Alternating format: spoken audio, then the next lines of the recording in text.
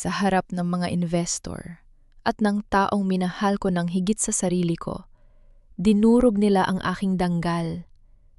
Ang akala kong tagumpay, naging mitsa ng aking pagkawasak. Victoriano, paano mo nagawang tumingin sa akin na parang isa akong kriminal? Ang musika sa loob ng ballroom ay masaya, puno ng pag-asa. Ako si Mireya Domingo, at sa loob ng 12 taon, ito ang sandaling hinintay ko. Ang makita ang mga kakao ng aming kooperatiba na opisyal na maging bahagi ng internasyonal na pamilihan. Ang aking mga kamay na puno ng kalyo dahil sa pagtatrabaho sa lupa ay nanginginig sa tuwa habang inaabot ang ballpen para sa kontrata. Sa tapat ko ay si Victoriano Cruz. Ang kanyang mga mata na dati puno ng pangako at init, ngayon ay matalas at may halong pagdududa. Hindi kami nag-usap ng personal mula nang bumalik siya sa bayan na ito. Ang tanging koneksyon namin ay ang negosyo. Mireya, siguraduhin mong wala tayong magiging problema sa delivery. Malamig niyang wika. Victoriano, alam mo ang kalidad ng kakao namin. Pinaghirapan namin ito. Sagot ko, pilit pinanatiling matatag ang aking boses. Ngunit bago pa man dumapo ang dulo ng aking ballpen sa papel, bumukas ang malaking pinto ng ballroom. Pumasok ang mga pulis, kasunod ang mga opisyal ng Bureau of Customs. Huminto ang lahat. Ang tawanan ay napalitan ng nakabibinging katahimikan. Mireya Domingo! Sigaw ng pinuno ng mga pulis. May warrant kami para sa pagsalakay sa inyong bodega. May natagpo ang mga illegal na kontrabando na nakatago sa loob ng mga sako ng kakao. Nanlamig ang buong katawan ko. Hindi, imposible yan. Kakao lang ang nasa bodega namin. Tumingin ako kay Victoriano. Inasahan kong tatayo siya para ipagtanggol ako, para sabing nagkakamali sila. Pero ang nakita ko ay ang pag-igting ng kanyang panga at ang dahan-dahan niyang paglayo sa mesa. Victoriano? Pabulong kong tawag. Cancel the contract. Malamig na utos ni Victoriano sa kanyang assistant. Hindi man lang sumulyap sa akin. Victoriano, hindi ko alam ang tungkol dyan. Maniwala ka sa akin? Sigaw ko habang nilalapitan ako ng mga pulis para pusasan. Sa gitna ng kaguluhan, nakita ko sa di kalayuan si Doña Elena, ang ina ni Victoriano. Nakatayo siya sa isang sulok, nakataas ang kilay, at sa kanyang mga labi ay may bakas ng isang mapang-asar na ngiti. Ang kanyang tingin ay tila nagsasabing, "Hindi ka pa rin nagbabago, Mireya. Magnanakaw ka pa rin." Iyon ang sandaling gumuho ang mundo ko. Ang pagkakaposa sa aking mga kamay ay hindi kasing sakit ng pagtalikod ni Victoriano. Sa kanyang mga mata, nakita ko ang paghatol na masakit pa sa anumang bilangguan. Habang kinaladkad ako palabas ng bulwagan, alam ko ang isa lang na bagay. Ang lahat ng ito ay hindi aksidente. May nagplano nito. At habang tinitingnan ko ang likod ni Victoriano, nanghako ako sa aking sarili. Hindi ako mananatiling biktima. Kung hindi siya naniniwala sa akin, ako mismo ang magpapatunay ng aking katotohanan. Ang amoy ng bakal at ang malapot na hangin sa loob ng presinto ay tila sumasakal sa aking lalamunan. Ilang oras na akong nakaupo sa malamig na semento, nakatingin sa kisameng walang buhay. Ang bawat pagtunog ng susi sa rehas ay nagpapabilis ng tibok ng puso ko. Umaasang baka si Victoriano yon, na baka natauhan siya at napagtanto niyang hindi ko magagawa ang ibinibintang nila. Ngunit ang pumasok ay ang aking abogado mula sa kooperatiba, si Ate Reyes, na may hawak na makapal na folder. Ang mukha niya ay puno ng pag-aalala. Mireya, hindi maganda ang sitwasyon. Panimula niya na upo sa tapat ko. Ang mga kontrabando natagpuan mismo sa ilalim ng mga sako ng kakao na nakapangalan sa kooperatiba mo.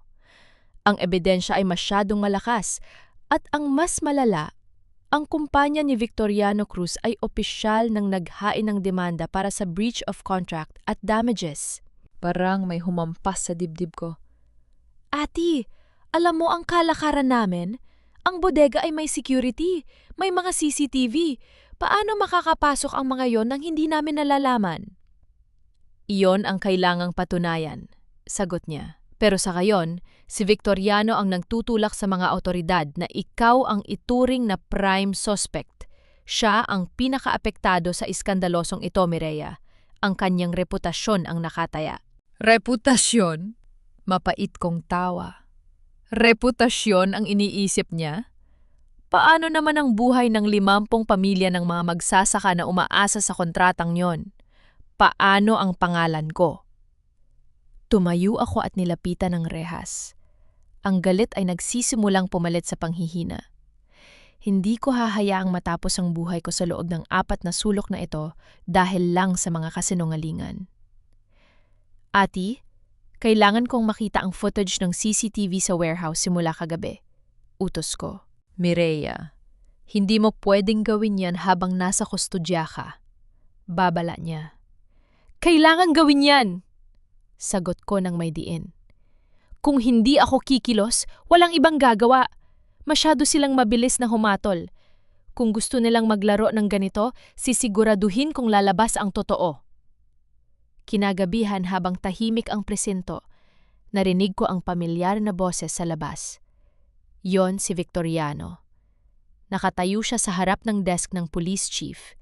Ang kanyang boses ay malamig at puno ng awtoridad. I want her to rot in jail if she's found guilty. Narinig kong sabi niya. Hindi ako papayag na ang pangalan ng Cruz Corporation ay madamay sa ganitong uri na ng krimen. Huwag ninyong hayaang makakuha siya ng anumang special treatment. Tumayo ako mula sa pagkakahiga at lumapit sa rehas, sapat para marinig niya ang boses ko. Victoriano! Tawag ko. Huminto siya. Dahan-dahan siyang lumingon. Ang kanyang mukha ay kasing tigas ng bato. Nang magtama ang aming mga mata, nakita ko ang isang bahagi ng kanyang pagkatao na hindi ko kilala. Ang pagiging krus na walang puwang sa kanyang puso para sa awa. Mireya, ani niya, boses na walang emosyon.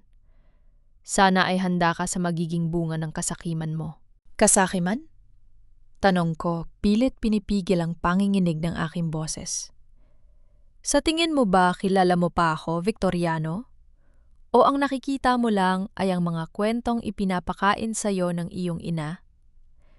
Tumingin siya ng diretsyo sa aking mga mata, isang sulyap na tila may gustong sabihin, pero bigla siyang tumalikod. Huwag mong banggitin ang ina ko, sabi niya bago tuluyang lumakad palayo. Naiwan akong nakakapit sa rehas. Ang aking mga kamao ay nakakuyom. Hindi na lang ito tungkol sa kakao. May mas malalim na dahilan kung bakit ganito na lang ang galit niya. At habang tinitingnan ko ang papalayo niyang anino, alam ko na ang susunod na hakbang ko ay hindi lang paglaya, kundi ang paghukay sa mga lihim na pilit nilang ibinabaon sa loob ng lab in 2 taon. Ang paglaya ko ay hindi nangyari sa isang iglap. Sa tulong ng isang piyansa na kinuha mula sa ipon ng kooperatiba, nakalabas ako matapos ang 3 araw. Ngunit ang mga restriksyon ay mahigpit. Bawal akong lumabas ng bayan, at ang aking opisina ay nananatiling selyado ng mga pulis. Ang unang lugar na pinuntahan ko ay ang bodega. Kahit na may bantay, nakipagkasundo ako sa isa sa mga katiwala na dati kong tinulungan noong naospital ang kanyang anak.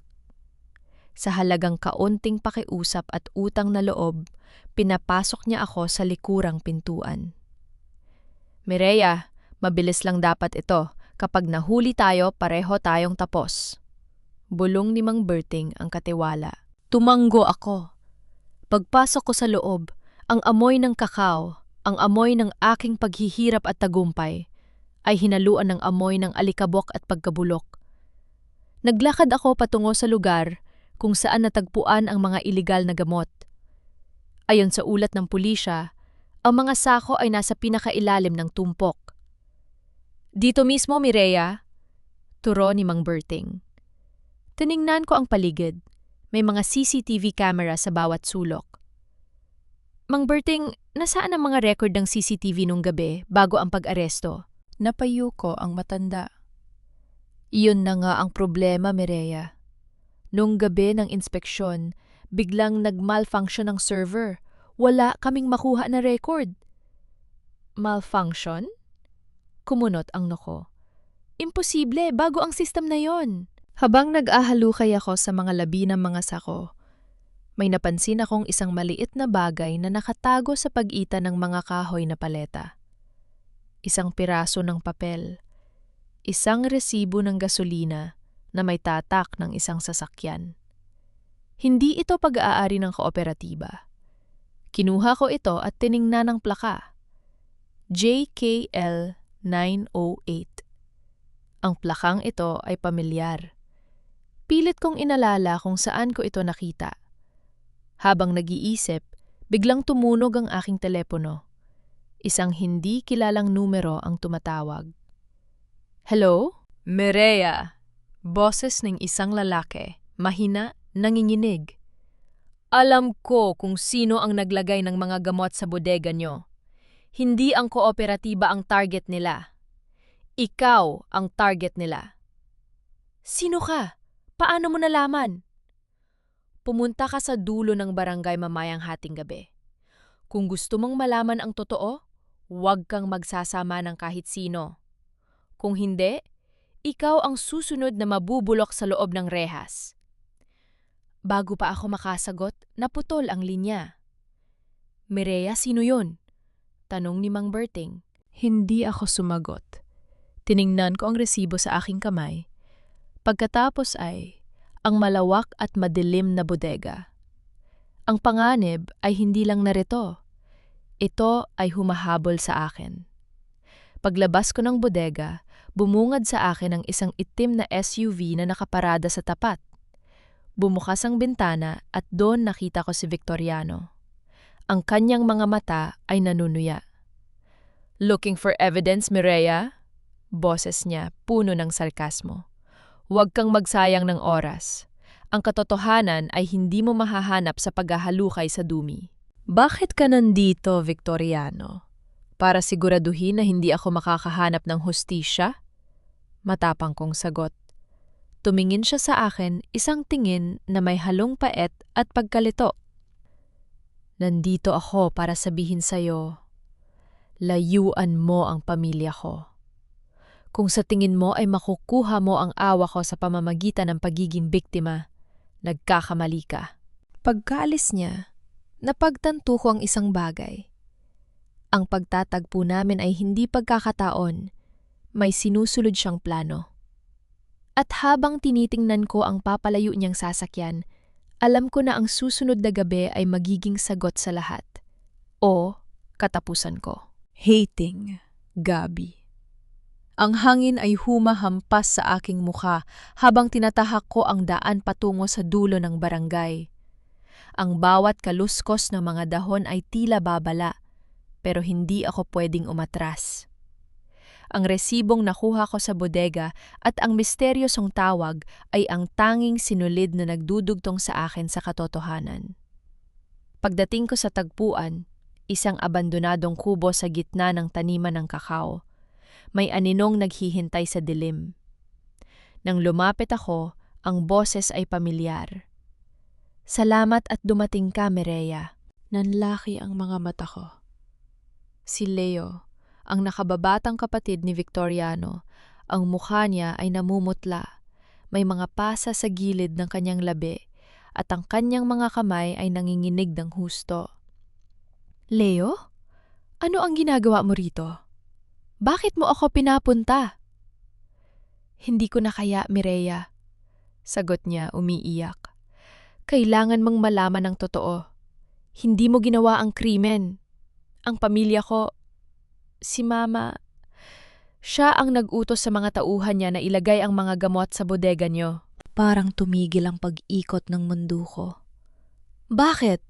Bakit niya gagawin yun? Dahil sa takot ani Leo. Natatakot siya na mabuksan ang mga lumang kaso. Natatakot siya na malaman ni Kuya Victoriano ang totoo tungkol sa nangyari sa akin 12 taon na ang nakararaan. Ang aksidente? Tanong ko. Ang aksidenteng ikinulong ako sa kasinungalingan? Tumango si Leo. Ako ang nakabangga nung gabing yon, Mireya. Lasing ako. Si Mama ang nag-ayos ng lahat.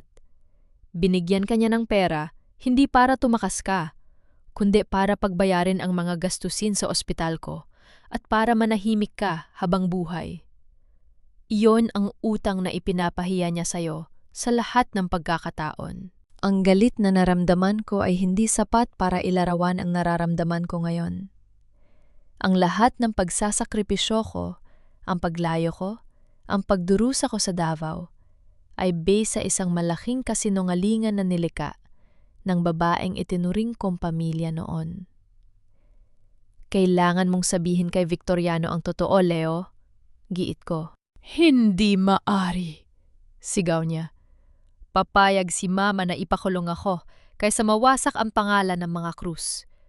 Si Kuya Victoriano, siya ang pinakamasasaktan kapag nalaman niyang ang taong pinagkakatiwalaan niya ay ang dahilan ng pagkasira ng buhay natin. Biglang umalingaw-ngaw ang tunog ng gulong ng sasakyan.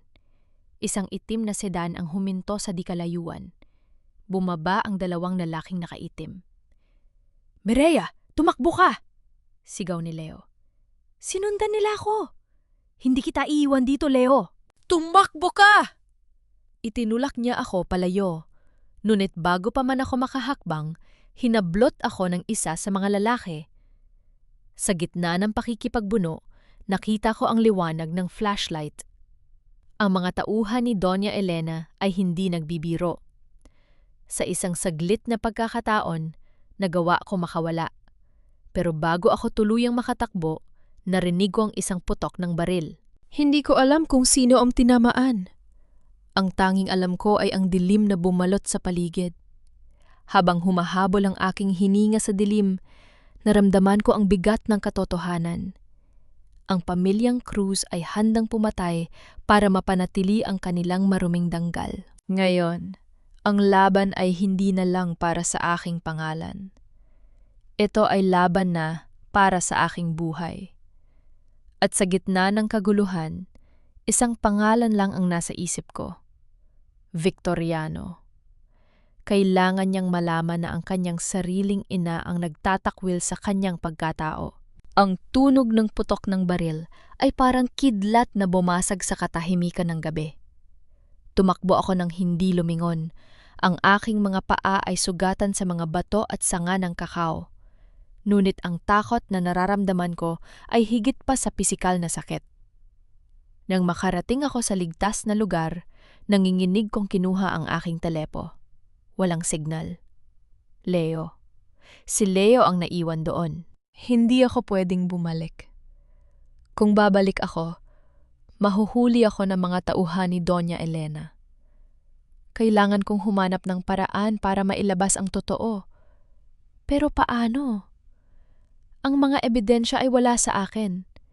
Ang tanging hawak ko ay ang salita ni Leo, na baka ngayon ay wala na ring buhay. Habang nagtatago sa ilalim ng isang malaking puno, nakita ko ang liwanag ng mga headlights. Hindi ito ang mga tauhan ng mga Cruz. Isang familiar na truck ng kargamento ang huminto sa malapit. Si Mang Berting, ang katiwala sa bodega. Mireya! Dito! Bulong niya mula sa loob ng sasakyan. Mabilis akong sumakay. Mang Berting, kailangan nating puntahan ang kubo. Si Leo, may nangyari sa kanya. Huminahon ka, Mireya. Sagot niya habang mabilis na pinaandar ang truck palayo. Nakita ko ang mga lalaking yun na umaalis. Hindi ko alam kung ano ang nangyari kay Leo, pero nakita ko ang isang bagay na nahulog nila. Inabot niya sa akin ang isang maliit na USB drive. Ito ang nahulog mula sa bulsa ng isa sa kanila noong nagmamadali silang umalis. Baka makatulong. Isang USB drive Maaaring ito ang susi. Nang makarating kami sa aking tinitirhan, isang maliit na bahay sa gilid ng plantasyon. Mabilis kong isinalpak ang USB sa aking lumang laptop. Habang naglo-load ang mga file, ang puso ko ay parang gustong kumawala sa aking dibdib. Ang mga file ay puno ng mga recorded na tawag at mga dokumento. Pinuksan ko ang isang audio file.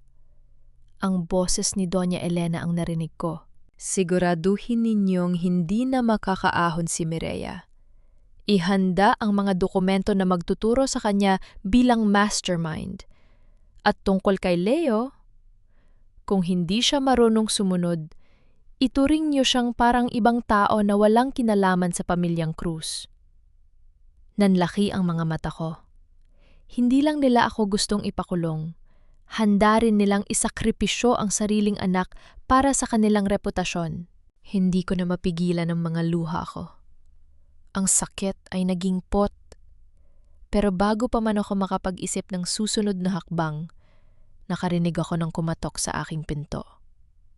Mabilis kong itinago ang laptop. Sino yan? Tanong ko. Kinuha ang isang mabigat na gamit pampalo. Mireya, buksan mo ang pinto. Si Victoriano ito. Napatigil ako. Victoriano? Bakit siya nandito? Sa kabila ng galit na nararamdaman ko para sa kanyang pamilya, hindi ko maiwasang makaramdam ng takot para sa kanya. Kung malalaman niya ang mga narinig ko, paano niya tatanggapin ang katotohanan? Dahan-dahan kong binuksan ang pinto. Nakatayo siya sa harap ko, basang-basa ng ulan. Ang kanyang mga mata ay pagod at puno ng pagkalito. Leo is missing. Bungad niya. Ang boses ay nanghihina. At may mga nagsasabing ikaw ang huling kasama niya bago ang gulo sa plantasyon. Sabihin mo sa akin ang totoo, Mireya. Ano ang ginagawa mo sa kapatid ko? Tumingin ako sa kanya. Ito na ang pagkakataon. Sasabihin ko ba sa kanya ang totoo kahit na alam kong guguho ang mundo niya? Victoriano! Sabi ko, pilit pinapatatag ang aking boses. Ang gusto mong malaman ay hindi mo magugustuhan. Ang taong pinagkakatiwalaan mo, ang ina mo, ay ang dahilan kung bakit nasira ang buhay nating dalawa. Tiningnan niya ako ng matagal. Ang kanyang mga mata ay puno ng pag-aalunlangan. Ano ang ibig mong sabihin? Pumasok ka, sagot ko at binuksan ang laptop. Dahil ang katotohanan ito ay hindi lang magbabago ng buhay ko, babaguhin nito ang lahat ng alam mo tungkol sa pagkatao mo. Ang katahimikan sa loob ng maliit kong bahay ay mabigat, tila may namumuong bagyo. Sa screen ng aking laptop, paulit-ulit na tumutugtog ang boses ni Doña Elena. Ang malamig, mapanghusgang tono ng kanyang pananalita ay humahawi sa bawat pader ng kasinungaling ang itinayo niya sa loob ng lab 12 taon. Si Victoriano ay nakatayo lamang, hindi gumagalaw, habang nakikinig. Ang kanyang mga kamay na nakakuyom sa gilid ng mesa ay nagsimulang manghinig. Hindi niya inalis ang kanyang tingin sa screen, kahit na ang bawat salita mula sa audio ay parang patalim na humihiwa sa kanyang puso. Nang matapos ang huling recorded na tawag, ang kwarto ay bumalik sa nakabibinging katahimikan. Hindi totoo yan, pabulong na sabi ni Victoriano. Ang kanyang boses ay basag, hindi ang awtoridad na kinasanayan ko. Si Mama, hindi niya magagawa yon. Hindi niya sasaktan si Leo. Victoriano, pakinggan mo ulit. Giit ko, lumapit ako sa kanya. Ang aksidente nun, ang perang ibinigay niya sa akin, hindi yun bayad sa utang. Yon ay pambayad para sa katahimikan ko, para hindi lumabas na si Leo ang nakabangga. Ako ang ginawa nilang scapegoat para protektahan ang pangalan niyo. Lumingon siya sa akin. Ang kanyang mga mata na dati ay puno ng pagkamuhi, ngayon ay basang-basa ng luha. Bakit mo itinago ito ng matagal? Bakit mo hinaya ang husgahan kita? Bakit mo hinaya ang... Layuan kita. Dahil wala akong laban, Victoriano. Sigaw ko. Ang pait ng nakaraan ay biglang bumuhos. Anong laban ko sa isang pamilyang Cruz? Anong laban ko sa ina mong kayang bilhin ng hustisya? Pinili kong lumayo para hindi na kayo guluhin, pero kayo pa rin ang patuloy na humahabol sa akin. Ngayon, pati ang kooperatiba ng mga magsasaka, dinadamay niyo pa. Napaluhod si Victoriano. Ang matikas at makapangyarihang Victoriano Cruz ay tila isang batang nawala ng mundo. Hinawakan niya ang kanyang ulo. Tila sinusubukang tanggihan ng realidad na bumubulaga sa kanya. Nasaan si Leo? Tanong niya. Ang boses ay mahina na parang galing sa malayo. Hindi ko alam, sagot ko. Dinala siya ng mga tauhan ng ina mo. Victoriano, kung gusto mong iligtas ang kapatid mo, kailangan nating kumilos ngayon. Hindi mo na pwedeng protektahan ang ina mo. Biglang tumayo si Victoriano. Ang kanyang mga mata ay nagbago. Wala na ang pagkalito, napalitan ito ng matalim na determinasyon. Hinawakan niya ang aking braso. Mireya, hindi ko na alam kung paano hihingi ng tawad.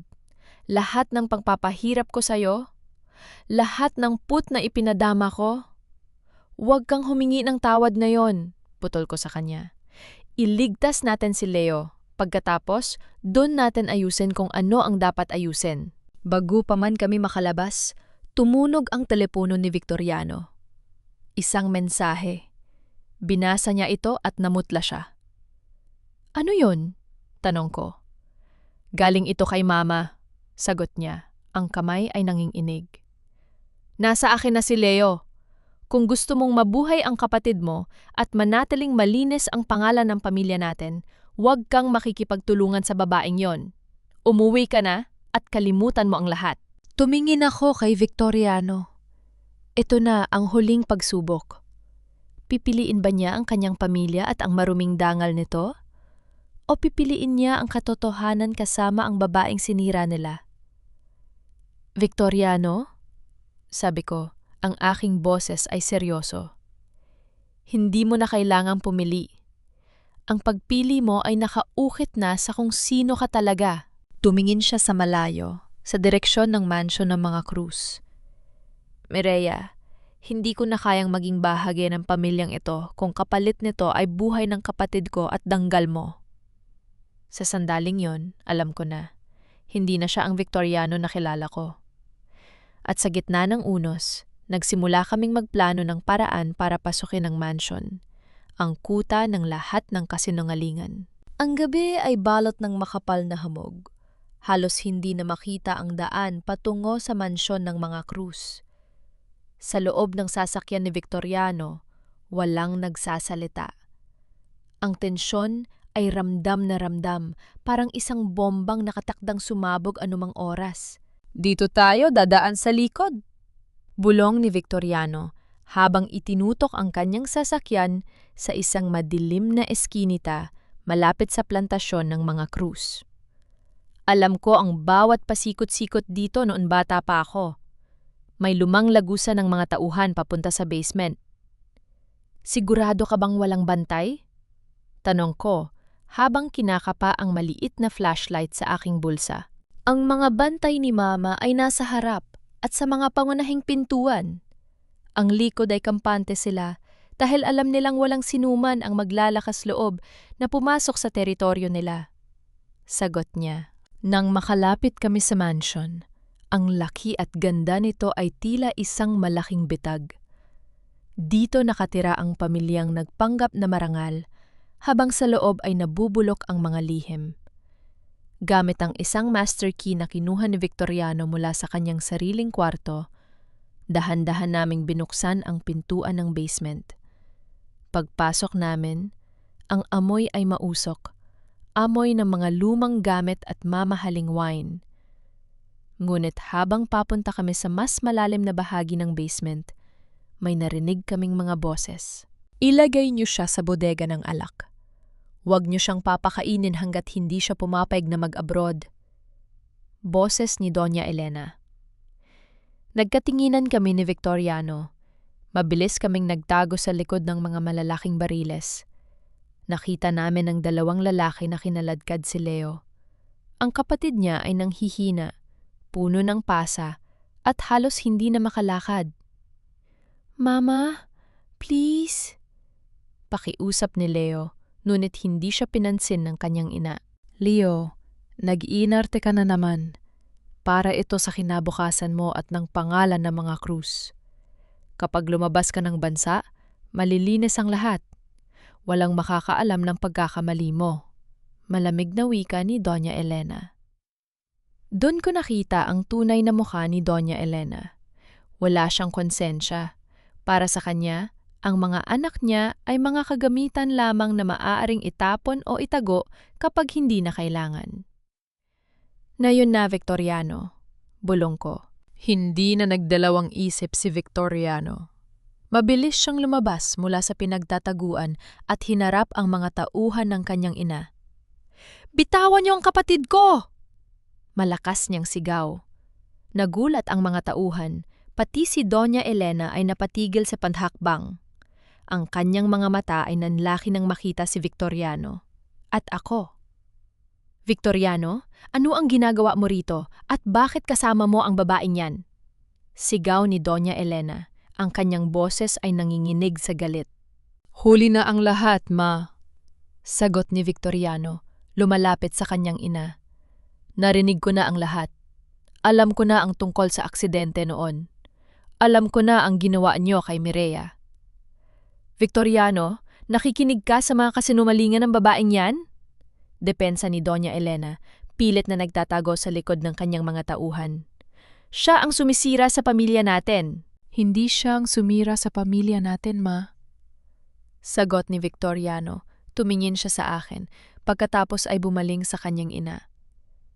"Tayong lahat ang sumira nito dahil sa kagustuhan mong magmuhang perpekto sa harap ng ibang tao." Sa isang iglap, bumunot ng baril ang isa sa mga tauhan ni Doña Elena at itinutok ito kay Victoriano. "Victoriano, bumitaw ka na!" Sigaw ko natataranta. "Hindi ako aalis dito hanggat hindi kasama si Leo." Desidido si Victoriano. Ang tensyon ay umabot sa sukdulan. Alam kong sa bawat sandali, ang buhay ni Victoriano ay nakataya. Pero sa pagkakataong ito, hindi lang ako nanonood. Ngayon, handa na akong lumaban para sa taong nagmulat sa akin sa katotohanan. Ang baril na nakatutok kay Victoriano ay tila nagpahinto sa pag-ikot ng mundo.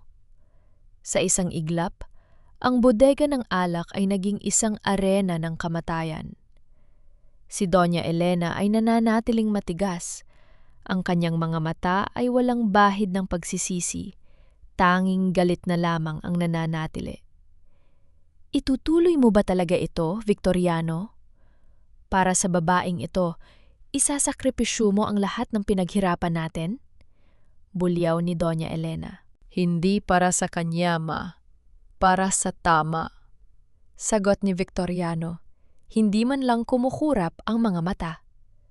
"Ibinaba mo na ang baril." "Papatayin mo ang sarili mong ina?" Hamon ng babae. Sa gitna niya ng tensyon, nakakita ako ng pagkakataon. Ang lalaking may hawak ng baril ay medyo nakalingon sa direksyon ni Doña Elena. Gamit ang isang mabigat na bote ng alak na nasa tabi ko, mabilis ko itong ibinato sa mga kawad ng kuryente na nakalaylay sa kisame. Ang spark ng kuryente ay lumika ng malakas na putok at dilim sa buong basement. "Ngayon, Victoriano!" sigaw ko. Sa gitna na ng kadiliman, narinig ko ang pagtatagis ng mga katawan. Nagkaroon ng gulo. Hindi ko na inintindi ang panganib. Tumakbo ako patungo sa kinaroroonan ni Leo. Gamit ang isang pirasong bakal na napulot ko sa sahig, mabilis kong kinalas ang mga tali sa kanyang kamay. "Leo, tumayo ka! Kailangan nating umalis!" Bulong ko. "Mireya, si Kuya..." Hapon na tugon ni Leo. Hindi ko siya hinintay na sumagot. Inalalayan ko siya patayo. Nang magliwanag ang emergency lights, nakita ko si Victoriano na nakikipagbuno sa isa sa mga tauhan. Sa isang mabilis na kilos, nagawa niyang agawin ng baril at itinutok ito sa hangin, isang babala. "Tama na!" sigaw ni Victoriano. "Tapos na ang pagtatago nyo." Dahil sa takot na baka makita sila ng mga kapitbahay o ng mga pulis na marahil ay naglalakad-lakad na sa paligid dahil sa ingay, nagsimulang mag-atubili ang mga tauhan ni Doña Elena. Hindi nila gustong madamay sa krimen na hindi na kontrolado ng kanilang amo. "Umalis na kayo!" utos ni Victoriano sa kanila. "Huwag nyo nang balikan ang pamilyang ito." Dahil sa gulat at takot na baka sila ang masisi, nagsitakbuhan ang mga tauhan, iniiwan si Doña Elena na nanginginig sa galit sa gitna ng silid. Lumapit ako kay Victoriano. Hinihingal siya. Ang kanyang mukha ay may sugat, ngunit ang kanyang mga mata ay nagpapakita ng kaluwagan ng makitang ligtas si Leo. "Mireya, dalhin mo si Leo sa ospital, ngayon din," utos niya, sabay abot sa akin ng mga susi ng sasakyan. "Paano ka? Paano siya?" tanong ko nakatingin kay Doña Elena na ngayon ay nakaupo na sa sahig, tila nawala ng lahat ng kapangyarihan. "Haharapin ko ang lahat ng ito. Ito ang dapat kong gawin," sagot ni Victoriano. "Magkikita tayo sa presinto. Ipapasa ko ang lahat ng ebidensya na nakuha mo sa pulisya. Ito ang tatapos sa lahat." Nang ilalabas ko na si Leo, narinig ko ang mahinang boses ni Doña Elena. "Victoriano, anak, huwag mong gawin ito sa akin. Sisirain mo ang pangalan natin." Huminto si Victoriano sa paglakad. Hindi siya lumingon, ngunit bakas ang pait sa kanyang boses. "Ang pangalang ito ang sumira sa atin, Ma. Ngayon, oras na para mabuhay tayo ng totoo." Habang isinasakay ko si Leo sa sasakyan, tumingin ako sa mansion. Alam ko na hindi pa tapos ang laban. Ang susunod na araw ay magiging mahirap. Ngunit sa unang pagkakataon sa loob ng 12 taon, ang mga lihim ay hindi na nakabaon sa dilim. Bukas, ang katotohanan ay lilitaw na sa liwanag ng araw. Ang presinto ng pulisya ay hindi kailanman naging kasing ingay nito. Ang mga mamamahayag ay nagkukumpulan sa labas. Ang mga kamera ay kumikislap bawat segundo. Isang kaguluhang bunga ng pagdating ng isang miyembro ng pamilyang Cruz na handang isuko ang sarili at ang kanyang pamilya sa harap ng batas. Nakatayo ako sa gilid habang pinapanood si Victoriano na kausap ang mga opisyal. Kasama niya ang kanyang abogado at sa kanyang mga kamay ay ang USB drive na naglalaman ng mga ebidensya laban sa kanyang ina. Si Leo ay nasa loob ng isang kwarto sa ospital, ligtas sa ilalim ng proteksyon ng pulisya. "Mireya," tawag ni Victoriano nang makalapit siya sa akin. Ang kanyang mukha ay pagod, ngunit may kakaibang kapayapaan sa kanyang mga mata. Nasa pulisya na ang lahat. Ang bawat recorded calls, ang dokumento ng aksidente noon at ang testimonya ni Leo. Hindi na sila makakatakas. "At si Doña Elena?" tanong ko. Dinala na siya rito para sa interogasyon. Hindi siya nagsasalita, pero sa dami ng ebidensya, hindi na niya kailangan pang umamin para makasuhan. Sagot ni Victoriano. Biglang bumukas ang pinto ng interrogation room. Iniluwaan nito si Doña Elena, na ngayon ay wala ng bakas ng kanyang dating karangyaan. Ang kanyang buhok ay magulo, ang kanyang mga mata ay blanko. Nang makita niya kami, tila may nagising na galit sa kanya. "Victoriano! Traidor!" sigaw niya. Susubukan sana akong sugurin kung hindi lang siya pinigilan ng mga opisyal. "Dahil sa babaeng yan, nawala ang lahat sa atin. Ang pangalan natin, ang negosyo natin, lahat!" "Hindi dahil sa kanya, Ma," mahinang tugon ni Victoriano. "Dahil ito sa mga maling desisyon mo. Pinili mong protektahan ang imahe sa halip na ang mga anak mo. Pinili mong maging halimaw para lamang magmukhang perpekto." Nanginginig na tumingin sa akin si Doña Elena. Ang pagkamuhi sa kanyang mga mata ay pinalitan ng isang matinding pagsisisi na huli na para magkaroon ng saysay. Mireya. Bulong niya. Ang boses ay parang galing sa malalim na balon.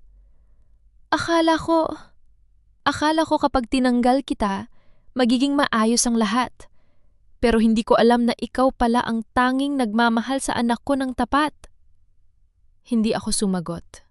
Ang hapdi ng nakaraan ay hindi mawawala sa isang sorry. Ngunit ang makita siyang gumuho ay sapat na para sabihing tapos na ang bangungot. Paglabas namin ng presinto, ang araw ay nagsisimula ng sumikat. Ang init nito ay hindi na nakakapaso. Ito ay mainit na pagtanggap sa isang bagong simula. Ano ang gagawin mo ngayon? Tanong ni Victoriano habang nakatingin sa papalubog ng mga bituin. Ang Cruise Corporation ay siguradong magkakagulo.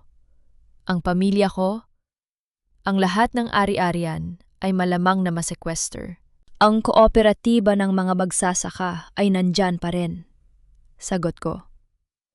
Ang mga magsasaka, ang lupa, ang ating pangarap, yan ang totoo. Yan ang hindi nila kayang nakawin. Tumingin siya sa akin, isang tingin na puno ng pag-asa. Mireya, hindi ko man mabura ang 12 taon na nasayang. Sana ay hayaan mong bumawi ako. Hindi bilang isang krus, kundi bilang ang Victoriano na minahal mo nun. Ang hangin ay sariwa. Sa unang pagkakataon, hindi na ako tumatakbo. Hindi na ako nagtatago. Ang katotohanan ang nagpalaya sa akin. At sa paglakad namin papalayo sa presinto, alam kong ang susunod na kabanata ng buhay ko ay hindi na susulatan ng mga krus, kundi ng sarili kong mga kamay. Ang mga sumunod na araw ay naging mabilis at magulo. Ang balita tungkol sa pagkakakulong ni Doña Elena ay naging mitsa ng malaking iskandalo sa bayan.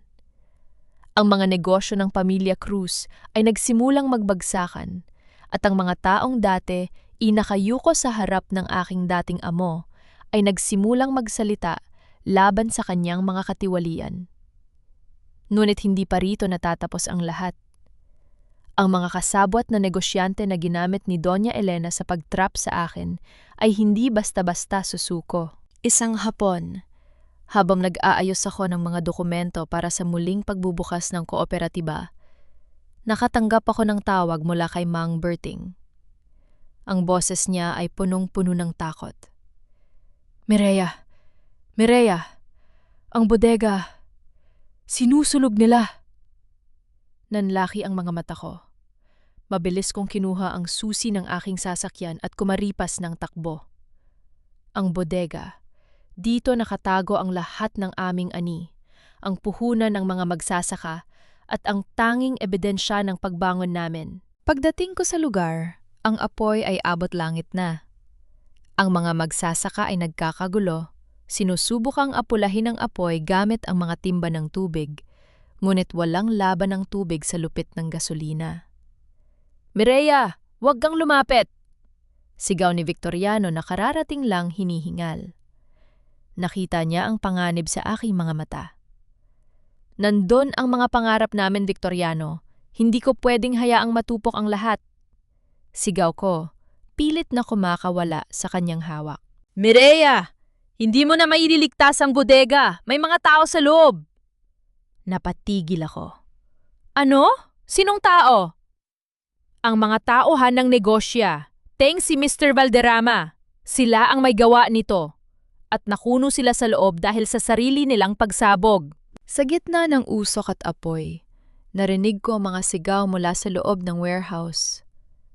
Ang mga taong nagtangkang sumira sa aming kabuhayan ay ngayoy biktima ng sarili nilang kasakiman. Ngunit hindi lang sila ang nasa loob. Ang mga magsasakang naunang rumespond ay natrap din ng gumuho ang pangunahing beam ng gusali. Kailangan natin silang ilabas, sigaw ko. Hindi na nagdalawang isip si Victoriano.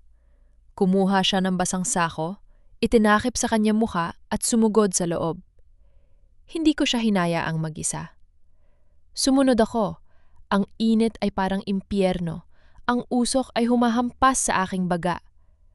Sa loob, nakita namin ang dalawang magsasaka na naipit sa ilalim ng mga nasusunog na paleta.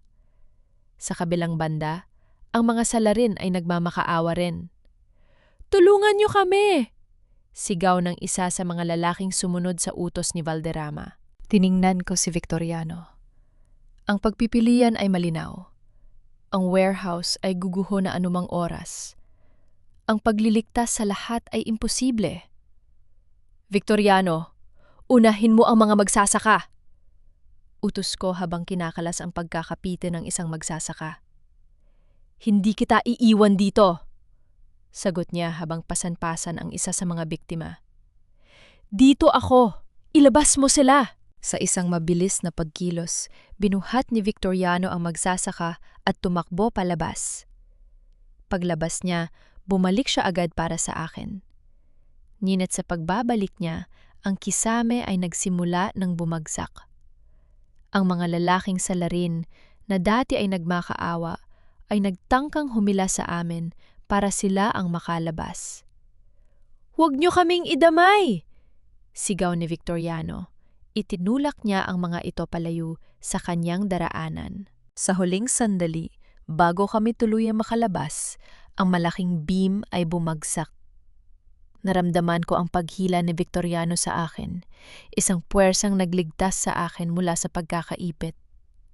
Lumabas kami sa warehouse, humahagibis ang init bago ang isang malakas na pagsabog ay tuluyang nagpaguho sa gusali.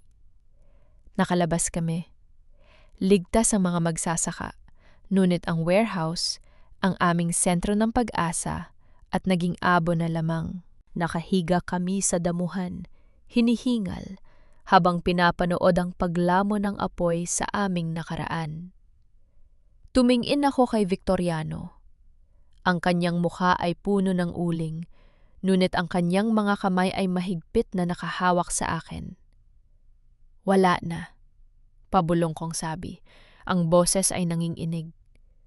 "Ang bodega ay wala na," sagot ni Victoriano. Tiningnan niya ako ng malalim. "Pero buhay tayo. At hangat buhay tayo, kaya nating itayo ang kahit ano mula sa abo." Ang amoy ng abo ay nananatili pa rin sa hangin. Ngunit ang paligid ng dating bodega ay puno na ng mga tao. Hindi pag-aalsa o kaguluhan ang dala nila, kundi mga pala, sako, at mga kamay na handang tumulong. Ang mga magsasaka, ang mga kapitbahay, at maging ang mga taga-ibang barangay na nakinabang sa aming kooperatiba ay dumating. "Mireya, hindi lang ikaw ang nawalan," wika ni Mang Berting habang inaabot sa akin ng isang basong tubig. "Ang kooperatibang ito ay hindi lang pader at bubong. Ito ay tayo." Tumingin ako kay Victoriano. Nakatayo siya sa gitna ng mga guho, tinutulungan ang mga magsasaka na maglinis ng mga natirang gamit. Hindi na siya ang negosyanteng nakasuot ng mamahaling suit. Ngayon, ang kanyang mga kamay ay puno ng uling at ang kanyang pawis ay humahalo sa alikabok. Wala siyang pakialam sa kanyang reputasyon o sa nakaraan niyang karangyaan. "Victoriano, kailangan mong magpahinga," sabi ko habang nilapitan ko siya. Tumingin siya sa akin at numiti ng mapait ngunit tapat. "Hindi na ako sanay na nakatayo lang, Mireya. Sa unang pagkakataon sa buhay ko, nararamdaman ko ang tunay na halaga ng pagod. Ang pagod na may patutunguhan." Biglang lumapit ang isang opisyal ng puli. Siya may dalang balita. "Mireya Victoriano, nahuli na si Mr. Valderrama," anunsyo ng opisyal. "Dahil sa mga testimonya ng mga tauhan niya na naaresto natin pagkatapos ng sunog, umamin siya. Siya ang nag-utos na sunugin ang warehouse para hindi na kayo makabangon sa kaso." Isang bigat ang nawala sa aking dibdib. Ang hustisya, sa wakas, ay nagsimulang gumulong. Ngunit higit sa hustisya, ang mas mahalaga ay ang mga taong nasa paligid namin. "Mireya," tawag ni Leo, nakakarating lang mula sa ospital. Naka-wheelchair pa pero maayos na ang hitsura. Gusto kong tumulong. Kahit paunti-unti, gusto kong bumawi sa lahat ng pinsalang ginawa ko. Tiningnan ko ang lahat. Ang mga magsasaka, si Leo at si Victoriano. Ang pagkasunog ng bodega ay hindi naging wakas. Naging simula ito ng isang pagkakaisa na hindi kayang bilhin ng pera ni Doña Elena. Dito tayo magtatayo ng mas malaki. Desidido kong sabi. Hindi lang bodega. Isang pasilidad kung saan tayo na mismo ang magpuproseso ng ating kakao. Hindi na natin kailangan ng mga middleman. Hindi na natin kailangan ng mga taong gagamit sa atin. Sumang-ayon ng lahat. Ang pag-asa na akala ko ay tinupok ng apoy ay muling nagliyab. Noon sa pagkakataong ito ay apoy na nagbibigay buhay. Habang papalubog ang araw, tumabi sa akin si Victoriano. Mireya, alam ko na marami pa akong kailangang patunayan. Ang pamilya ko, ang mga kasalanan ng nakaraan, hindi mawawala ang mga iyon agad. Ang nakaraan ay nakaraan na, Victoriano? Sagot ko, hinawakan ko ang kanyang magaspang na kamay. Hindi mo kailangang patunayan ang kahit ano. Ang kailangan mo lang ay manatili. Dahil ang pagbangon ay hindi ginagawa ng mag-isa. Sa unang pagkakataon, ang takot na nararamdaman ko sa loob ng 2 taon ay tuluyang naglaho. Wala na akong utang na loob na kailangang bayaran. Wala na akong pangalang kailangang protektahan. Ang tanging meron ako ay ang aking dangal, ang aking pamilya sa kooperatiba, at ang taong pinili ang katotohanan kaysa sa karangyaan. Ang abo ay magiging pataba at mula rito, sisibol ang isang bagong simula. 1 taon ang lumipas. Ang dating kinatitirikan ng nasulog na bodega ay isa na ngayong modernong pasilidad ng kooperatiba. Hindi na lamang kami nagbebenta ng hilaw na kakao, mayroon na kaming sariling tatak ng tsokolate na kinikilala na ngayon hindi lang sa buong bansa, kundi pati na rin sa ibang bansa. Ngayong araw ay ang aming taunang fiesta ng pasasalamat. Ang bawat pamilyang magsasaka ay nagdiriwang. Ang musika ay punung-puno ng sigla at ang hangin ay amoy ng sariwang nilutong tsokolate. Nasa opisina ako, tinitingnan ang mga dokumento ng pag-aari ng lupa na ngayon ay nakapangalan na sa kooperatiba. Narinig ko ang mahinang katok. Pagbukas ko ng pinto, nakita ko si Victoriano. Hindi na siya ang lalaking laging nakasuot ng mamahaling suit. Ngayon, siya ay nakasuot ng simpleng polo shirt. Ang kanyang balat ay mas nangingitim na dahil sa pagtatrabaho sa ilalim ng araw. Ngunit ang kanyang ngiti ay mas totoo kaysa nung una ko siyang nakilala. "Handa na ang lahat sa labas," wika niya. "Salamat, Victoriano. Hindi ko ito magagawa kung wala ka," sagot ko. Naglakad kami palabas patungo sa gitna ng plaza. Sa di kalayuan, nakita ko si Leo na masa, yang nakikipaglaro sa mga bata sa barangay. Bagamat may bahagyang pilay pa rin siya, ang kanyang mukha ay puno na ng liwanag. Napatigil kami sa harap ng isang munting altar kung saan nakalagay ang mga litrato ng mga magulang na pumanaw na at mga taong naging bahagi ng aming paglalakbay. Mireya, malambot na tawag ni Victoriano. Sa loob ng 1 taon, natutunan ko na ang tunay na tagumpay ay hindi nasusukat sa laki ng kumpanya, kundi sa lalim ng relasyon mo sa mga taong pinahahalagahan mo. Nung iniwan kita 12 taon na ang nakararaan, akala ko nakuha ko ang mundo. Pero ang totoo, nawala sa akin ang tanging bagay na nagpapahalaga sa mundo ko. Hinawakan niya ang aking kamay. Hindi ako naghahanap ng kapatawaran para sa mga nagawa ko noon, dahil alam kong matagal mo na akong pinatawad. Ang hinahanap ko ay pagkakataong makasama ka habang buhay, bilang kapantay mo, bilang kasangga mo. Tumingin ako sa kanyang mga mata. Wala na ang pagdududa. Wala na ang mga anino ng kanyang ina o ang bigat ng pangalang Cruz. Ang natira na lamang ay ang lalaking nagmahal sa akin sa kabila ng lahat ng kasinungalingan. Hindi na tayo kailangang tumakbo, Victoriano. Sagot ko habang numingiti. Dito tayo magsisimula. Sa lupang ating pinaghirapan. Sa aming paglingon, ang mga magsasaka ay nagsimulang magpalakpakan. Ang fiesta ay nagpatuloy, mas masaya kaysa noong nakaraang taon. Sa dulo ng plaza, nakita ko si Doña Elena sa isang malayong alaala. Isugbabala na hindi na kailanman muling makakaapekto sa amin. Siya ay nasa kulungan, nagbabayad sa kanyang mga kasalanan, habang kami ay nasa labas, nag-aani ng bunga ng aming pagtitiis. Ang aming kwento ay hindi isang fairy tale na natapos sa happily ever after. Ito ay kwento ng pagbangon, ng pagpili sa katotohanan, at ng pagbuo ng isang pamilyang hindi nakatali sa dugo o pera, kundi sa utang na loob at pagmamahal na wagas. Habang pinapanood ko ang papalubog na araw na nagbibigay ng gintong kulay sa aming mga pananim, alam ko na ang bawat sakit, bawat pagluha at bawat pagsubok ay naging bahagi ng aming mas matamis na ani.